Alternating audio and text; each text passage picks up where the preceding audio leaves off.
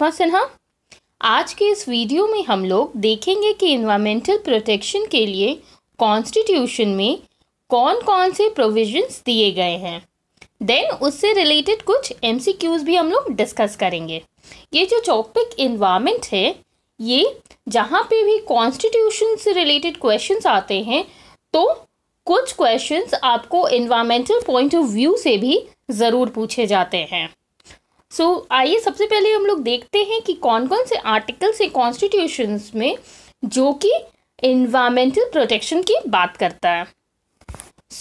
Originally जो हमारा constitution of India था उसमें कोई भी specific provision for the protection and promotion of environment नहीं दिया गया था।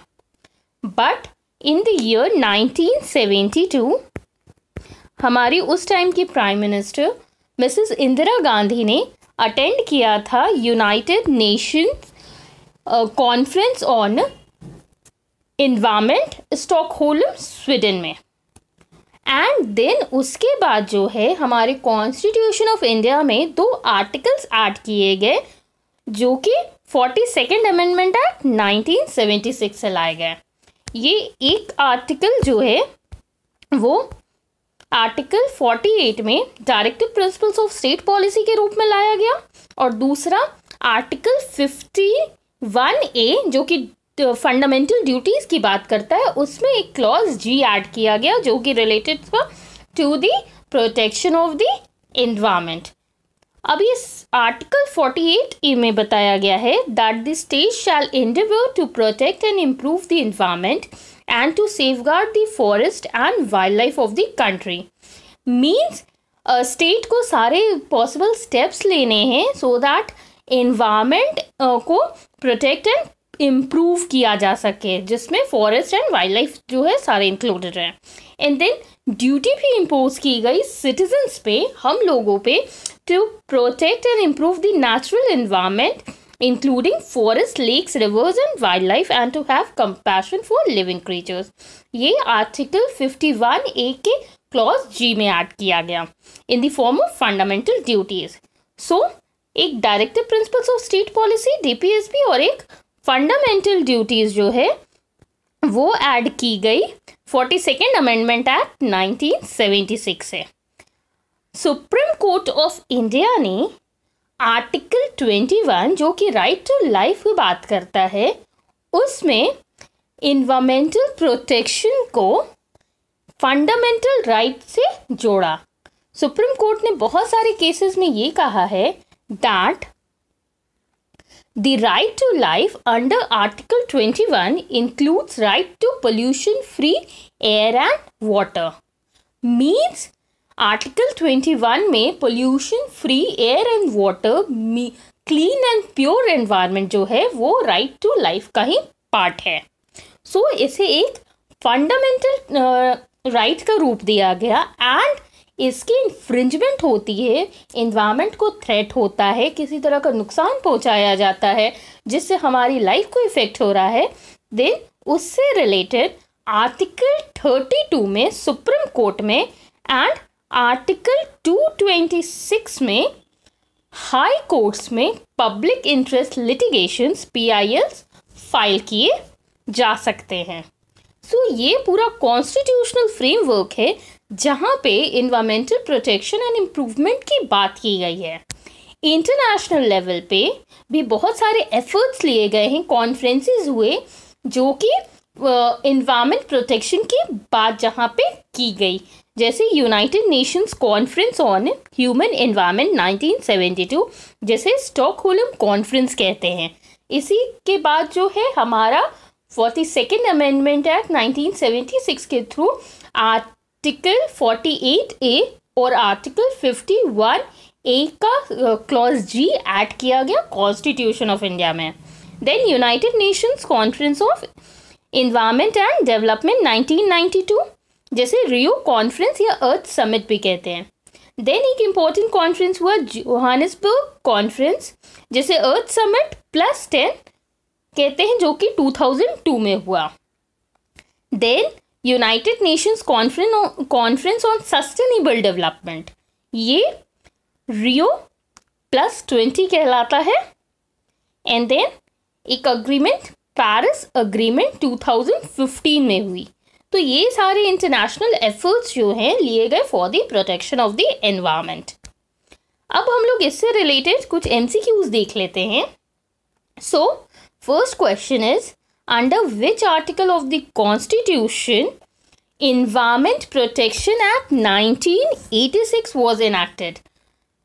कॉन्स्टिट्यूशन के किस आर्टिकल के तहत एनवायरनमेंट प्रोटेक्शन एक्ट 1986 लाई गई? So the correct answer is article 253। Article 253 के अकॉर्डिंग क्या है? एनवायरनमेंट प्रोटेक्शन एक्ट 1986 एनैक्ट हुआ। Next question is, which of the following fundamental duties relates to environmental protection? कौन सी फंडामेंटल ड्यूटी एनवायरमेंटल प्रोटेक्शन की बात करती है? तो ये अभी हमने देखा है दैट आर्टिकल 51A का क्लॉज G जो है वो एनवायरमेंटल प्रोटेक्शन की बात करता है। Next question is, which of the following cases is known as TN tanneries case? किस केस को TN टैनरीज केस के भी नाम से जाना जाता है? सो वो कौन सा केस है? वो केस है Vellore citizens welfare forum versus union of India का case. Next question is, the protection and improvement of environment including forest and wild life of the country is? जो protection and improvement of environment की बात की गई है including the forest and the wild life हमारी country में, वो क्या है? क्या वो directive principles of state policy है, या फिर फंडामेंटल नेशनल पॉलिसी है, फंडामेंटल ड्यूटी है सिटीजन का, या फिर ये directive principle of state policy and fundamental duty of citizen दोनों है? So the correct answer is both directive principles of state policy and fundamental duty of a citizen. Okay, so the next question is, Taj trapezium case is between? किस case को Taj trapezium case भी कहा जाता है? So the correct answer here will be MC Mehta versus union of India 1997 का case. MC Mehta ने बहुत सारे एनवायरमेंटल प्रोटेक्शन के लिए PRLs फाइल किए थे, बहुत सारे केसेस हुए थे। सो यहाँ पे आपको ध्यान रखना है that MC Mehta versus union of India 1997 वाला केस जो है वो टाज ट्रेपिज्म केस के नाम से जाना जाता है। Next question is, in which of the following cases the rule of absolute liability laid down by the Supreme Court of India was followed? ये जो रूल है एब्सोल्यूट लाइबिलिटी का, ये किस में हुआ था? ले डाउन हुआ था MC मेहता के केस में। बट इसे फॉलो और किस किस केसेस में किया गया है? सो यहाँ पे दो केस दिए हुए हैं, Indian council for enviro legal action versus union of India and Klaus Mittelbachert versus East India hotels limited. So ये एब्सोल्यूट लाइबिलिटी का जो रूल था वो इन दोनों केस में फॉलो किया गया है। So the correct answer will be both A and B.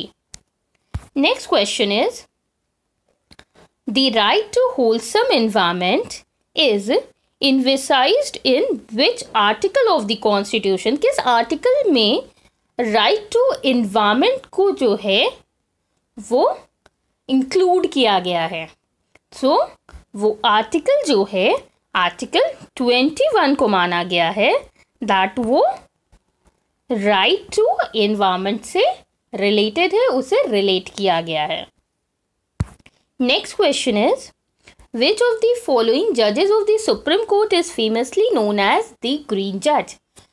Supreme court के किस जज को ग्रीन जज के नाम से भी जाना जाता है? So the correct answer is justice Kuldeep Singh. इन्हें ग्रीन जज इसलिए कहा जाता है क्योंकि इन्होंने बहुत सारे PILs जो है एनवायरमेंटल प्रोटेक्शन से रिलेटेड ये डिसाइड किया था एंड इन्होंने polluters pays principle, precautionary principle and doctrine of public trust, ये सब इनकी ही देन है। Next question is, which of the following case is popularly known as Doon valley case? किस केस को दून वैली केस भी कहा जाता है। So the correct answer here will be D, RLNE Kendra versus state of UP. पूरा नाम इस केस का है रूरल लिटिगेशन एंड एंटाइटलमेंट केंद्र versus state of Uttar Pradesh. सो इस केस को जो है दून वैली केस भी कहा जाता है। And the next question is which of the following is not a principle formulated by the supreme court to protect environment. Environment की प्रोटेक्शन के लिए कौन सा प्रिंसिपल इसमें से जो है वो सुप्रीम कोर्ट ने नहीं फॉर्मुलेट किया है? तो the precautionary principle supreme court का फॉर्मुलेट किया गया है for the protection of the environment, the polluters principle as well as the doctrine of public trust. ये सारे जो है फॉर्मुलेट किए गए हैं principle for the protection of the environment. So the correct answer यहाँ पे पूछ रहा है which of the following is not a principle formulated by the Supreme Court to protect environment. So the correct answer will be the principle of public policy. ये protection of the environment से related नहीं है। So I hope कि आपको जो है video पसंद आई होगी। अगर आपको वीडियो पसंद आती है तो आप उसे लाइक एंड शेयर ज़रूर कर दें। Thank you.